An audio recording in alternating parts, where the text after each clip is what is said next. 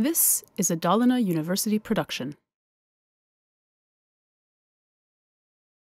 Hello, Dalarna.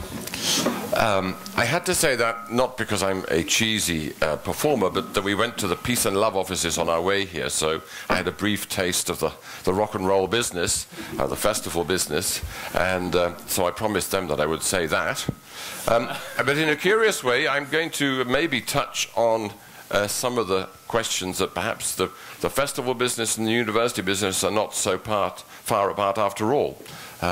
It's all about connecting people in different ways, and the reasons why one doesn't connect with communities that one would like to connect with, whether the forms of communication, whether the modes of interaction and encounter are appropriate to the kind of tasks that one has. But so I feel rather kind of charged up to have had that brief meeting with those guys.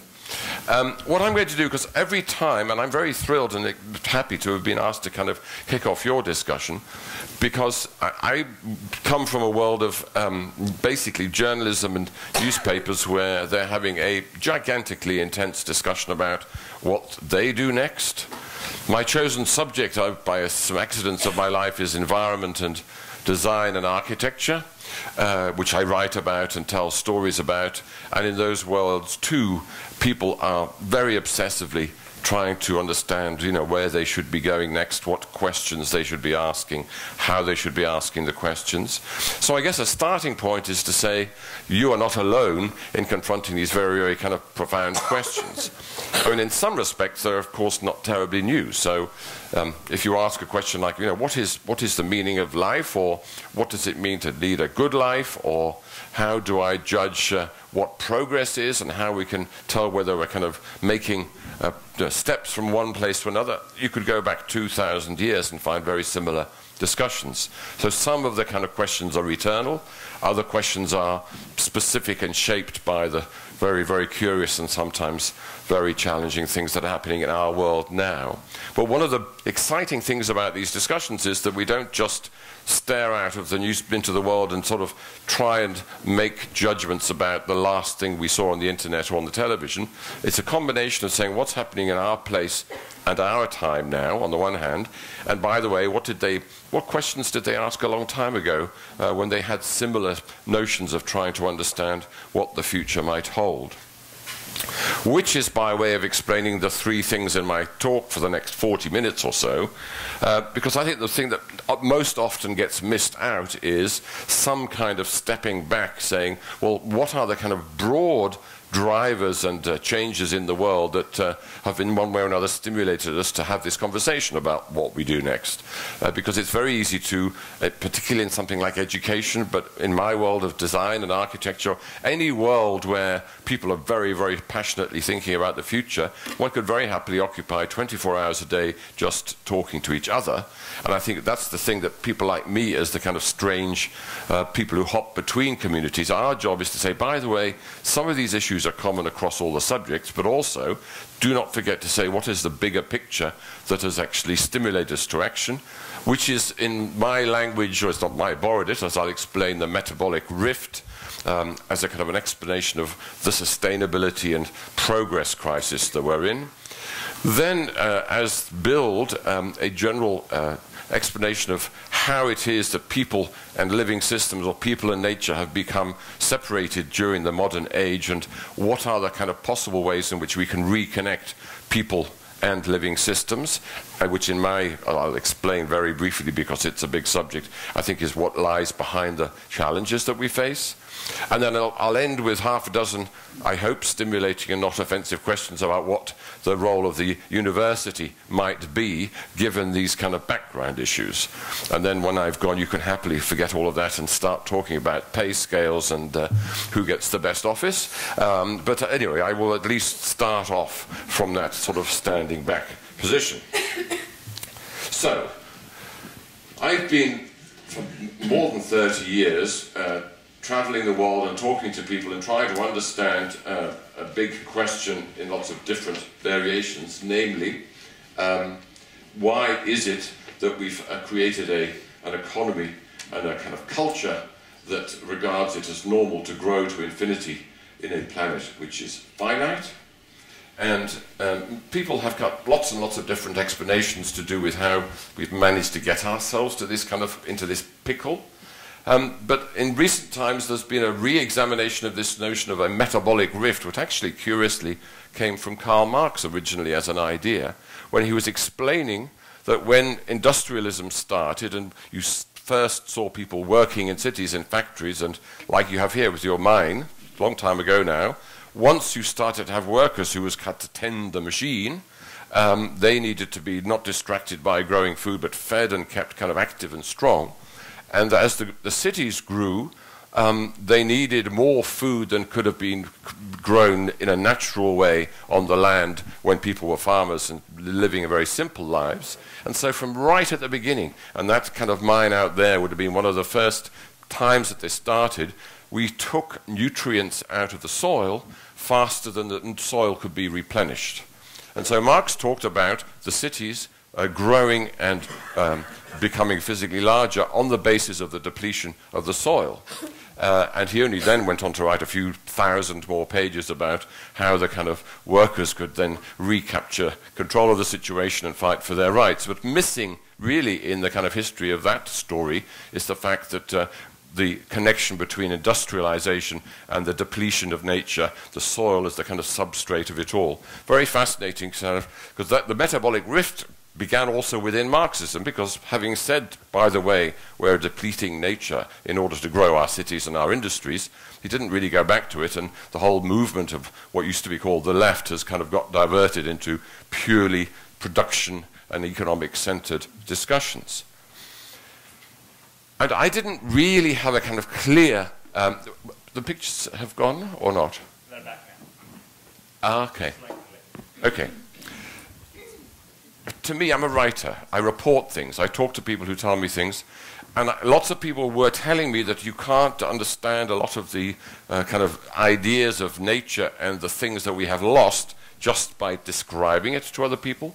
And so 2 years ago, I was in Nova Scotia, and some people took me to this old-growth forest, which is managed in a sort of technique called restoration forestry. And over a kind of rather large amount of time of a day, it was explained to me how it is that a forest, which grows naturally rather than being managed in a kind of industrial or extractive way, is basically feeding itself on its dead.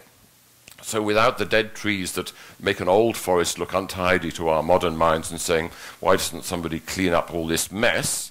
The dead trees and the kind of different generations of plants and their different life cycles, in decomposing over tens, maybe even longer periods of time, are replenishing the earth upon which the trees are growing.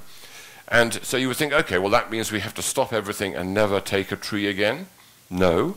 Restoration forestry means you understand rather slowly over generations of human beings the cycles of growth and decay in the forest, and then once you understand it and have a proper empathy with its cycles of growth, at that point you can then take trees out which are either the weakest of the group or damaged or sick or not having a bright future, and those become the basis of a sustainable timber economy. It's pretty much the opposite of industrial forestry and the kind of all the other production-oriented forms of growing things that we have today, but it's a good example to me of two things. One is the quality of that environment is quite extraordinary, and there's no point in me even really trying to talk about it, but the fact that it's possible to have economic vitality between humans and natural systems, even in an old-growth forest, was when the first time after, the best part of 30 years of talking about it, that I finally got it when people talked about the possibility of human beings living in partnership with natural processes rather than just extracting them for our own uses. And what was important about that experience for me in that forest was that it began to explain the other question that I had called, how could we do this to ourselves? That little building at the front there is in Hong Kong, is when I was a young lad traveling the world trying to find out where the action was a little sort of a hotel that was sort of a colonial leftover structure. 20 years odd later, 25 years later, all those buildings behind it have taken the place of what was a kind of wetland and a rather swampy and interesting but not economically not viable area. One of the dozens, even hundreds of places in Asia where people have grown cities almost overnight. And I kind of asked a friend of mine who had been there, nearly as old as me, about under what circumstances could you build these terrible structures into what had been a biodiversity rich area. Is there some kind of, is the construction industry completely out of control and run by mafia? And my friend said no, on the contrary. And he took me to meet one of the owners of the construction industry who was involved in this project, who told me the story about how upset he was as one of the principal beneficiaries of this boom about the fact that this system seemed to have got out of control, that he could not, so to speak, turn off the switch. On the contrary, he was complaining to me that because of the boom in the economy, they were building a coal-fired power station 30 kilometers north and upwind of his very beautiful house, that he, as one of the kind of kingmakers of the whole situation, was powerless to stop. The necessity for coal-fired energy to run the machine was greater than one of these bad guys who you would think would make damn sure there was no power station there. And that's another reminder that it's not about bad people. Of course there are bad people out there. It's a system and a culture and a kind of way of failing to connect which allows these things to happen in lots of different ways. Then I come to one of the reasons for my visit here this week was to go and talk to the world experts on the consequences of this out-of-control development, namely the climate scientists. So in Sweden, as presumably you know, you have some of the world's leading experts on the subject of the nature of the world's life systems. And this is this terrifying kind of picture of the so-called planetary boundaries, which in my world of journalism and environment we call it the dark star. Because, you know, for the first time after probably 40 years of people saying this is going badly, they actually made a picture of how it is going badly and precisely what kind of degree of badness is happening. So, for example, you know, the degrees of ocean acidification are now kind of, you can put them on this chart, and the purpose of this chart is to give to people called policymakers or leaders of the global economy a clear picture of limits beyond which, if we go, definitely we know as sort of scientific fact there will be problems ahead. That is to say, these Earth systems are necessary for all life, but including our life. But as was the case 45 years ago when the first books were published by the Club of Rome saying there are limits to growth, this kind of information, scientific, the finest science in the world, you know, heavily kind of reviewed and kind of very responsibly presented, it actually is almost powerless to change events by itself. So this is one of my first sort of questions to you guys. Doing research to discover what is happening can only ever be one part of a process called how change happens, presenting us, the world, with unpalatable or difficult information we know, as a matter of fact, is not going to change things by itself. And so the discussions I had yesterday going to meet them was, how do they think about the relationship between scientific research, policy, and change in the world? How do they imagine there could be some kind of connection between what they do as researchers, what policymakers do? And this is what I'm going to come to at the end. What I realized, and I've realized for quite a long time now, is that giving people data or charts is not terribly powerful, even in terms of raising awareness. You need to find comparisons and stories which are recognizable to people. And this is a lovely one that I've basically, about a few months ago, the man on the right is a parkour, kind of one of these adventurers who climbs and jumps from one building to another at night, illegally. He became terribly famous and was very pleased with himself for climbing up the Shard, which is the largest, tallest building in Europe, or was it 3 months ago, in the middle of the night, and had this picture taken with his camera or his phone of him with London glittering away in the background. And this triggered me to revisit the work of a man called Earl Cook, who is a somewhat obscure ecological anthropologist from the 1970s, but the guy who first said, can we measure how much resources are required to keep people alive at different times of human development? Anyway, to cut a long story short, the guy on the left is a hunter-gatherer from maybe 10,000 years ago, who on average, in a daily life, food, shelter, maybe a bonfire, maybe some shelter, would require 5,000 kilocalories of energy to keep the body and soul together. Whereas the guy on the right, who's sort of physiologically pretty much the same, we haven't changed so much over those 10,000 years as physical machines, he needs, with himself and his share of London, his share of the global infrastructure, the airlines, the internet, whatever, 300,000 kilocalories, which is 60 times more resources per person than the backward, savage time of guy on the left.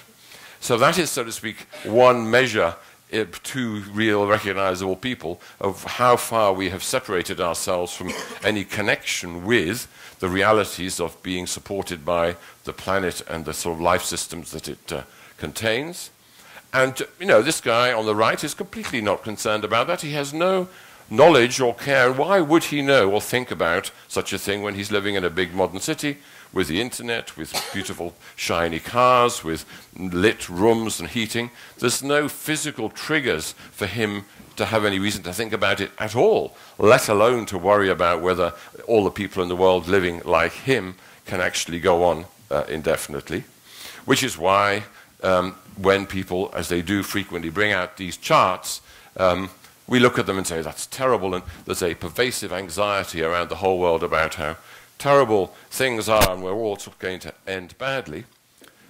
But the third thing I've discovered in the last 2 years, which has actually cheered me up, is that this picture is capable of being good news, because although the red arrow describes things really getting out of control in terms of our impact on the planet, if you think of it in terms of time, the actual problem came when human beings, in one way or another, including the guy with his mine out there, first invented the notion of a thermo-industrial economy in which you extract resources from the earth to make products, firstly. Secondly, you create a money system which enables you to capitalize on that activity and rapidly increase it. If you stop for a moment and say, now, if you lived on a finite planet with lots of kind of natural systems on it, what would be the worst thing you could possibly do to wreck it? And if you said, oh, why don't we, let's introduce an economy which is based on physical extraction and will grow to infinity on this little planet, that would probably be the catastrophe that you could imagine, which is another way of saying that the catastrophe is behind us when we invented the system of the capitalist system, or the kind of system of the economic and cultural expectations, and we are now living through the after effects of the catastrophe, which I find sometimes a bit cheering. And there are other people who are kind of more serious than me and more insightful by a long way, who say we are now getting to the point where we can begin to imagine what would our cultural values be, what would it feel like if we finally kind of escaped from the kind of dream and the nightmare of industrial economy and industrial civilization. And Thomas Berry is one of the great writers who's described a kind of a state of mind and a cultural kind of feeling that would be replacing this kind of consumer madness and denial and general frenzy that we live in at the moment. And he describes it as the ecozoic, as the reintegration of human endeavors into a larger ecological consciousness. And he was very confident that this is, so to speak, an immanent cultural point of view, a worldview which is not like lifetimes away, but in all of us. We haven't lost totally the connection with the natural and living systems. It's kind of latent. It's been buried under kind of media, education, and all sorts of aspects of civilization, but it hasn't gone completely. So there are kind of a few ways in which it could be rediscovered. And what Thomas Berry is describing is some of the values that are emerging all over the world in 101 different small experimental ways, as people begin to realize that it's not enough, and this is another point for the university world, to go to humanism. Humanism means making priorities about our actions in economy and industry and research in which human beings are at the center of our activities, which is, for most of the modern age, has been regarded as the progressive bit of the picture.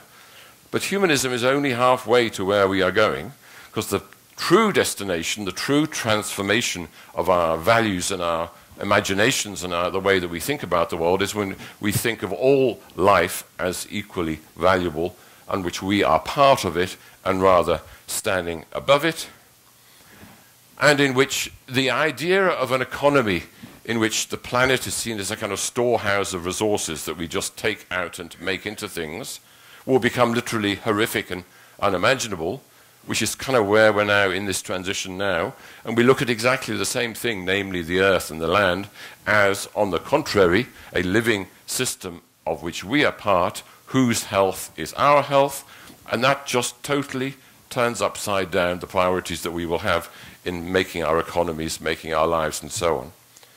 And it's happening now. So that's why I remain, despite the kind of external signs of just gruesome activities around the world, I also, in my work, and I'm sure you must know people as well, more and more and more people don't just sort of say back to the land as a metaphor, or back to getting back to the soil as a kind of figure of speech, but are physically doing it. So this is a woman in California who's part of a growing number of educators who say, I am absolutely unable to teach children about ecology or the living creatures in the soil. I refuse to do this in classrooms or with slides or movies or YouTube or anything else. They must come and put their hands physically in the soil, because when you do that, you understand 1,000 times more quickly and with more quality than if she as a teacher tells people about it. So the getting the hands dirty is what used to be some kind of indirect way of describing practical connection with the land is no longer a metaphor, it's a real thing. And that picture, which I love because that's where I think basically all learning and education should take place, in fields and not in classrooms, does sound a tiny bit Marist, I know, but I'm not yet in a position to send all the professors to work in the fields, but I can't help wondering what kind of debates they had in China when they did send the professors to work in the field, because, you know, there were some unfortunate deficits of democracy, but, you know, I do sort of understand what Mao might have been thinking about at the time. However, so that's the kind of the world background of a shift in values, which I don't expect you to say, well, that doesn't sound familiar to my life, but I'm just suggesting as a kind of example of the change that could be about to happen or waiting to happen. What I think is more encouraging still than that is that in terms of human beings escaping from this kind of imprisonment of thinking only about technology, only about the economy, only about cities, only about artificial environments, is that there are lots and lots of examples of a very practical and familiar way in which people are reconnecting with living systems just in order to meet the necessities of daily life. And I want to suggest to you, as the second part of my talk, that these activities are the kind of embryos or the green shoots of a world in which we reconnect the metabolic lift, not by being terribly intelligent or advanced or spiritual, but perhaps because we like beer or bread. And so what I will show you a couple of stories from a universe of what they have this lovely word in Brazil, micro-revolutions. Anywhere in the world where people are poor, where there are poor people, people have to be very creative in order to get food for their children, to move around, whatever. So the notion of social change and social creativity is already out there. And so there is what the language of the scientists here in Sweden at the United Nations and so on of social ecological systems, I want to translate in my capacity as a storyteller into social creativity that is happening all over the world at the moment, raising the question, what contribution can the university make to this kind of development? A few words, but I'm going to show you examples. So in the kind of weird sort of science language of social ecological systems, so social activity meets living systems, there's things like food economies, green infrastructure, fiber sheds, and so on. I'm going to show you those examples, but if you come from the word of policy or strategy or business or institutional management, these are the words that are being exchanged a lot. But I want to say that one of the tasks, and particularly of designers, is to take these rather abstract words and turn them into things and experience that the rest of us can relate to. So food revolutions are one part of this kind of reconnection. And for the most part, it is not about environmentalists or green activists or anybody else going to a lecture and saying, no, I'm going to reconnect with nature. That's what I'm going to do today. No, it's people responding to necessity to say, we are in a mere serious problem in terms of our daily life. How can we get food and earn a living and have a life well-being in different ways? So, for example, Will Allen, who's another one of these remarkable heroic but unsung figures, a former basketball player, a big, tall guy, went back to his home city of Minneapolis to find terrible unemployment of the industries disappearing, a bit like the steel industry, the extractive industries, unemployment, young black youth for the most part heading directly to prison, and poor people having no access whatsoever to good food. And Will had in his career met by a series of accidents people in the kind of urban gardening, social gardening movement, said, okay, I'm going to start seeing what I can do here in Minneapolis with, right in the center of this Rust Belt city, started a project called Growing Power, which is about composting, creating compost from the organic waste of these people living in the city, inner city thing, growing food, teaching people how to do all the different steps of that activity. At no point did he, until probably 10 years down the line, even hear the word environmentalism or green.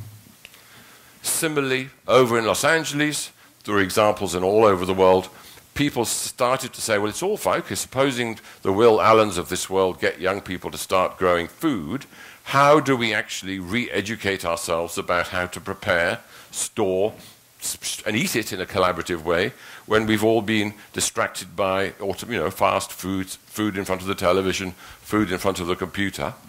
And so this is where there are now literally hundreds of community kitchens being created by citizens from different cultural and ethnic backgrounds, where it's a very simple model. They share knowledge about how to prepare exotic foods that they may not have seen before, things that have come out of the growing power type of environment. But it's another bit of the system in which they're not system designers, they're people making food with their children and their friends. Or think about rivers. This is a particularly impressive group from Pittsburgh, which has a 9-mile stretch of the river in another steel city, which has been devastated by the disappearance of traditional employment. They are not just going to some pleasant bit of countryside and having picnics beside a beautiful river. They're saying, we want to restore and regenerate the river in our city. And so these groups of volunteers with their own hands have been going to sewers, drains, very damaged hydroelectric plants, all these kind of really grungy, dirty bits of any modern city that we hardly even see, let alone go and pay attention to, cleaning them up, opening them to the air, connecting them to each other. In other words, a bit like a surgeon in a hospital would replace the sort of blood system in a damaged arm and put the veins back together again. They are putting water systems and watersheds back together again, not by having campaigns to tell the mayor to do it, by doing it with their own hands and with their own kind of sweat labor. And so what is beginning to connect this strange world of the kind of climate scientists who say we need to think about social and ecological processes as one picture, the researchers are beginning to go to all those sorts of projects and say, okay, look, what can we understand in the real world of the way when kind of economic activities and green activities start to overlap with each other? So there's a slow coming together of different disciplines and mindsets. And this is one of the sort of Stockholm crowd's maps of a place where people are looking after the land in a new and collaborative way. And the map helps them to say, how can we connect these different groups together in fresh manner? And I don't know whether it's a bit washed out, but if anybody here is in regional planning or architecture or kind of thinking spatially and geographically, all these little experiments, because they've been growing up over a 10, 15-year period, there's now enough of them happening that people say, okay, how do we coordinate these dozens or hundreds of grassroots activities? How do we help them to do what they do better? So this is in Germany, in North Rhine-Westphalia, a project called Aqualon, where for the first time, certainly in Europe, a group of government agencies, some universities, research centers, green activists, permaculture pioneers, designers and architects, over a kind of 3-year period, have had an ongoing discussion called, under what circumstances would our watershed become healthier as a result of what we do? So it's not that everybody has to agree at all about what the strategy for the watershed of the Aqualon project is, but Aqualon is like a kind of an aula, a kind of shared space, physically and also in these maps and online, in which people can, in a feeling of safety, say, well, look, I run a kind of bus company. Are you going to tell me I can't run my buses anymore because it's bad for the rivers? Or I run a restaurant. Where am I supposed to get my water from if you're going to kind of make it difficult for me to kind of get water? And they said, we are not here to tell you what you can't do. We are here to say, do you agree that the health of our watershed is a desirable future? Yeah, of course. Okay. That's all. Anybody is required only to agree that the health of the watershed is their shared responsibility and their shared priority. After that, you get a huge list of difficult choices and decisions to make. But the point is that the creation of this new kind of arena takes the pressure off people that they have to be, change light bulbs or do greenwashing business. All that is kind of becomes meaningless because everything is yes or no, does my proposed action improve the health of the watershed? So if you look at the Aqualon website, you can see that there's like many, many different strands of activity. When did I start? I've totally forgotten when I started. I want to... About 25 past. So I need to stop at 10 past? Okay. Beer. So there you had a watershed. What normally happens in this situation is people say, oh, it's all very well to do this in the desert or in some watershed in Germany with no kind of cities. Most of the population of the world lives in cities. What are we supposed to do about reconnecting with nature or with natural systems? Which is why I bring in the subject of beer, because one of my sort of Shangri-Las of my travels in the last period has been the Brooklyn Brewery in New York, in Brooklyn. And I was pretty amazed and not terribly pleased to see that it's on sale here in Stockholm. Anyway, but this is a classic, it's a small-scale producer of natural food, water, hops, yeast, producers from the soil to the glass, so to speak, from the soil to the field to the firkin. Well, the reason I'm showing you the Brooklyn Brewery is that an activity which is creating beer, which is not an unusual concept, has become a social and economic activity by acting also as a hub and as a meeting place, not just for the brewers, but also for all the different people involved in any kind of food flow, whether it's bread or beer or whatever. So the people running the brewery are kind of curators and social organizers of a whole variety of meetings, absolutely not so different to what would happen in a university, except that the diversity of participation is much greater than you would often find in a kind of subject area. The point in this case, of course, is that if it's beer, lots of people from very different backgrounds are motivated to meet. These two women are kind of, they've had science backgrounds, but are now intermediaries in the kind of the distribution of the different hop varieties and helping the growers in different places optimize the choice of seeds and so on. And the main thing is that they're exploring a way of using lots of small physical spaces, small groups of people networked together to create beer, not by having large industrial fields full of hops, but lots of small places, in ways which are simultaneously very old-fashioned, but very new-fashioned in the sense that they use the internet and technology to help people organize the production of hops on lots and lots of small spaces. And then what's so interesting is they start to connect with the food webs, the food networks of people in 100 different ways trying to get back to the slow food movement, natural organic food, school kitchens, etc., etc.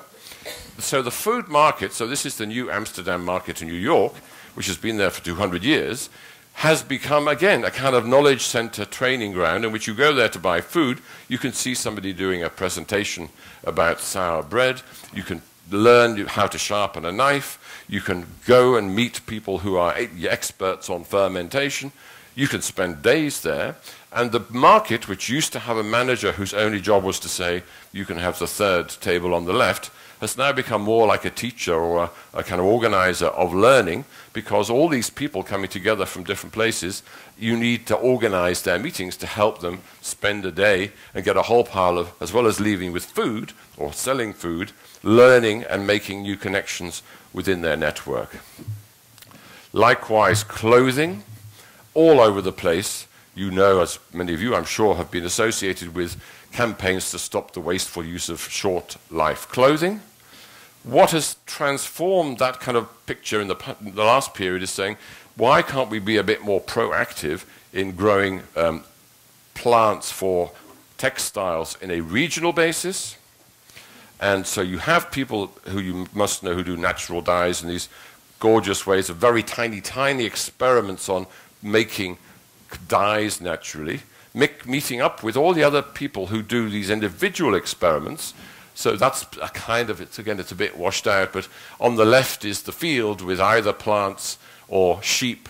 Then you spin, then you dye, then you, etc., etc. So there's dozens, hundreds, thousands of individuals or small groups might be doing individual activities, but the notion of a fiber shed or a fiber process is that you coordinate in a kind of growing but not too heavy way how they all do these things together. They help each other become more effective, make livelihoods out of it, and so on. So as for beer, as for fibers, you start to see a kind of completely new kind of economy emerge in which people producing on a small scale connect to each other, treat the natural systems with respect, but also get a benefit from it. And then as more and more of this happens, you get a bigger aggregate operation than you would have been dreamed possible before. So there, this is from North Carolina, where you see a kind of beginning to plan on a bio-regional basis how all these actors, the makers and the growers and the dyers of things, could collaborate together to meet more and more needs of that region in that region, but also how to become more kind of effective and sophisticated in what they're doing. I need to speed up.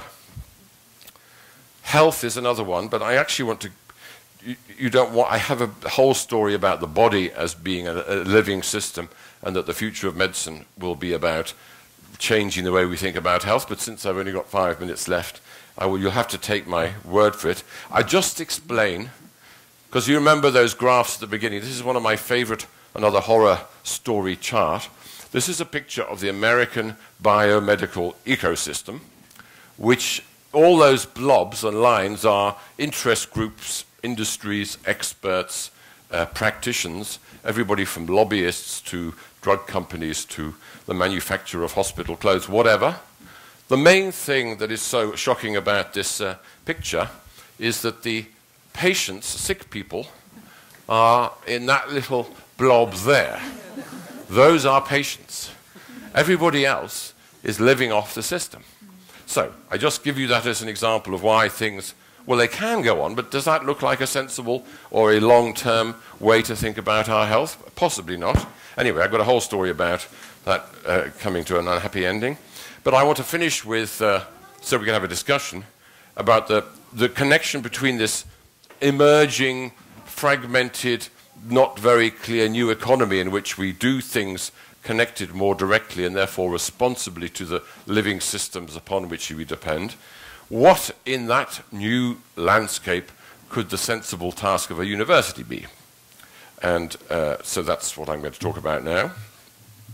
So I worked in universities. So I once had a job as a so-called director of research for the Royal College of Art in London, which is a very kind of famous and self-satisfied institution which is filled with experts on every conceivable kind of art and design. And I was called director of research, which I interpreted to mean tell all these people what they should be doing, or sort of by way of research, and in particular encouraging the multidisciplinary and horizontal connections that we all know are so important.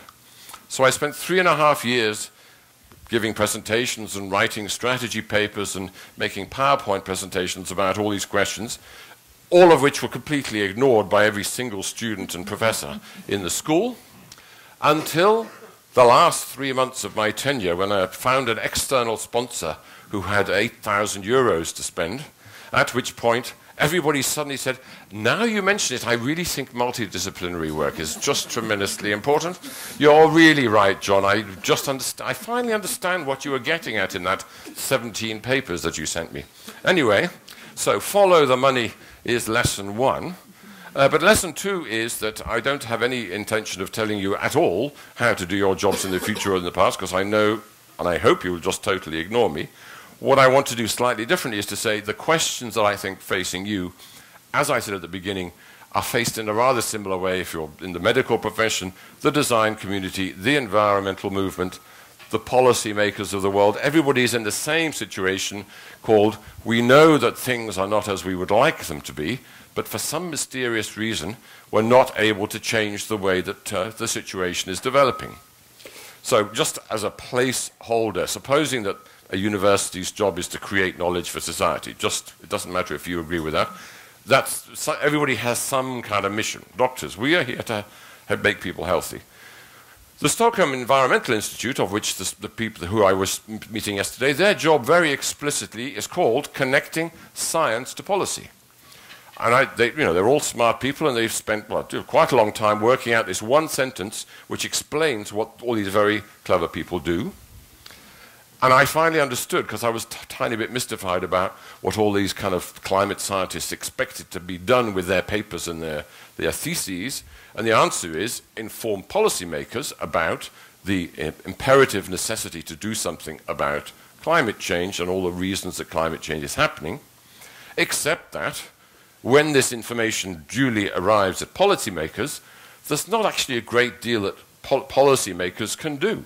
Policymakers is a very bad name for what they do, because people might think that they are making policy or directing the priorities of society or steering the citizens to act in a responsible way.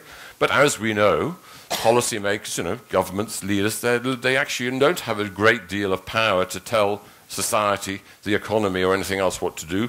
They might want to, but their actual effect is terribly constrained. So there you see the first gap. You have a global body of knowledge about what is causing climate change. The policymakers are made aware of that, and lo and behold, 40 years later, we're in really bad shape, because that is not enough to change the reality of the way that the world works. You do not create a transformation of the economy or of the culture by writing PhD papers or by being a policymaker. In the same way, if you're in the innovation business, you connect science to business. Okay, that's not too bad. Or maybe if you're in marketing, you connect the offers of the technology or the offers of some inventor to consumers. And in the design world, we may have talked over the last years about connecting technical possibilities to users in such a way that something which has potential becomes really possible and can enter the market. All of these things are partly true, and they are indeed bridges and connections that gigantic amounts of thought and attention have been given to over the decades until now. The only small missing part is that there is nobody at all in all of those kind of bridge-making or connecting activities responsible for connecting society to the conditions of nature. Not in a sense of like writing about it, but actually connecting us back to where we started in such a way that we actually remember that with no living systems to support it, there will be no living us. And that, I think, is why I said at the beginning this metabolic rift is what the fundamental structural problem that we're all, in all our different disciplines and professions and cultures, grappling with in different ways, is that we have forgotten that we are part of the living systems rather than outside it. And I'm afraid that universities are as much a part of this as anybody else in terms of the tendency to divide knowledge into more specialized bits, or to represent nature with abstract forms of knowledge like science or language. But we all do it in different ways. I'm a writer, so I represent things with words. Or an architect might represent a city with pictures, or a designer might represent something with a model. But none of these things are lived experiences about the necessity to look after living systems in the same way that we look after our other human interests. So that's, to me, the fundamental question. I think that there's one or two practical steps that could begin to change the kind of assumptions that shape how we act, whether as a university teacher or student or as a businessman or anybody else. As I said, supposing that we stop thinking about the University of Town X or Region Y explained in an administrative way, maybe we actually should associate ourselves with a bioregion. So we are the University of the bioregion X with this set, this rivers, this topography, these things. I'm just giving you that as a kind of provocation, because if one could imagine having the bioregion as the identity and the kind of the basic value of any organization, then you can then, as I said earlier, host all these discussions with people who otherwise don't necessarily agree with each other. You can go and find databases filled with bioregions that have been compiled by neglected and sad scientists over the last 30 years, very rich material. Supposing that we said, okay, how do you govern a bioregion? For the lawyers amongst you or the kind of the jurisprudence experts, Earth system governance, how the hell do we do that? Well, actually it has been done before. So I had a conversation with the Earth systems governance persons, and he said, well, the best example he knew was the government of the Venice Lagoon, which was very much a bioregional government. Not terribly democratic, it has to be said, but nobody's perfect. But at least they did have a kind of government for the biological region rather than just for the administrative one. The whole subject of how you organize complicated systems in which lots of different actors are taking part. This is a food system in Denmark, in which these are kind of everybody from kitchens to growers. I don't know what the answer is, but the question is, unless all those people are asking questions in a shared space and at a shared time, if they solve things individually, things won't get better. They might, by accident, get better. Somebody has to find a way for all these different groups of people to explore what's happening. And the most important thing to be aware of is that it's not like a blank slate. This is just from northeast England, a picture of all the organizations who might have a possible interest in the care of older people in one city. I think there's 64 different organizations. It is literally impossible. Nobody at all at the moment has the job of helping all those different organizations coordinate their work, have priorities, quality controls, improve their skills. Nobody. They do their own thing, which is not totally a disaster, but it just means that it's not necessarily a sort of a healthy and resilient society in which there is no sort of progress on that. So anyway, I'm coming to an end. It's to do with somebody has to carry out the task of gently bringing together all the different people associated with the health of your bioregion in its many, many different, and from the kind of smallest tree to the biggest watershed, asking open questions about who is going to look after it, how do we look after it, how are we going to get work, who's going to be fed, all that stuff. The answers are not there because the questions haven't been posed yet. And I think that universities are as eligible as anybody else as to be one of these kind of shared public spaces in which people feel safe and respected and kind of appropriate to come and ask and have those conversations. And here is just an example of some university students doing exactly that. And this is where designers, I think, for those of you who aren't familiar with, designers are not just about some of them make the stuff that is filling up the world that we don't need. A lot of designers are very, very good at helping shape these meetings and comings together. So here is a group of multidisciplinary designers working with the citizens of Venice on how you kind of think about places, businesses, fish, mussels, cruise liners, blah, blah, blah, in such a way that it's not a kind of me talking or somebody making a report, but you have a three-dimensional model of a city, a lagoon, ideas, things, people. Once you make things physical and tangible and you can actually kind of get into it and be part of it, you start to kind of be in the same right way of thinking that we need to look after our natural systems. So that I'll leave it there. I did promise them, so a couple of minutes over. So for me, healing the metabolic rift is not about a heroic exercise of will and moral kind of virtue. It's about getting out of our kind of prisons of our silos and going and looking to see who out there in our bioregion is doing something that we regard as positive and having potential. It means connecting people together who are at the moment, as we know, nobody talks to you. I can promise you in your own university you don't know what the person 2 doors down is doing, because it happened to me 2 or 3 times this week that I would say, what happens, who is that person? They say, no idea. That even in your own institution, but do not, the institution is a prison unless it is porous to these other questions and other communities. But also what is really important is that when we're all kind of frenzied and completely distracted by too much information and too many suggestions and too many conflictions, do not forget the origins of the university is the place or the process or the concept of reflecting and being helped to think clearly about subjects as well as knowing lots of knowledge about it. So I hope that's good for your to-do list. Just by way of an ending point, I'll be back in August. I'm meeting lots of designers in the Future Perfect Festival, where we're going to explore this exact point. How can design skills help people think about natural systems in new ways? So keep an eye on that website if you'd like to know more information. Thank you.